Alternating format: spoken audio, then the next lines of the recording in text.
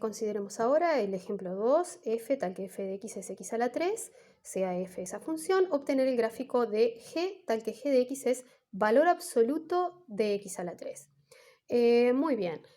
consideramos entonces el gráfico de la función f, vamos al listado de gráficos de funciones elementales, la función x a la 3 es la función cúbica, tiene este gráfico, lo vamos a dibujar para poder utilizarlo como insumo y construir el gráfico de la función g, que es el valor absoluto.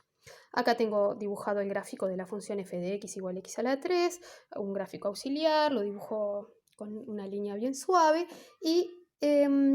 quiero ver cómo obtener el gráfico de esta función. G de x es valor absoluto de f de x, porque como f de x es x a la 3, podemos escribir entonces g de x como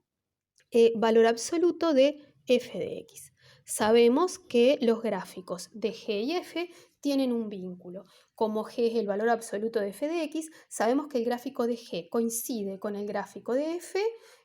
cuando las imágenes son positivas o cero, y es simétrico del gráfico de f cuando las imágenes de x son negativas. Entonces, teniendo en cuenta eso, sabemos que el gráfico de g va a quedar coincidiendo con el gráfico de f en el tramo en el que las imágenes son positivas, o sea, cuando el gráfico de f queda por encima del eje de las x, es esta parte que estoy dibujando, y luego el gráfico de g va a ser simétrico del gráfico de f, donde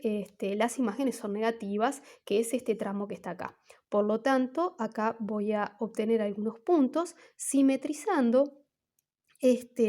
los puntos del gráfico de f que tengo construido de manera auxiliar. Y bueno, consiguiendo ese gráfico simétrico,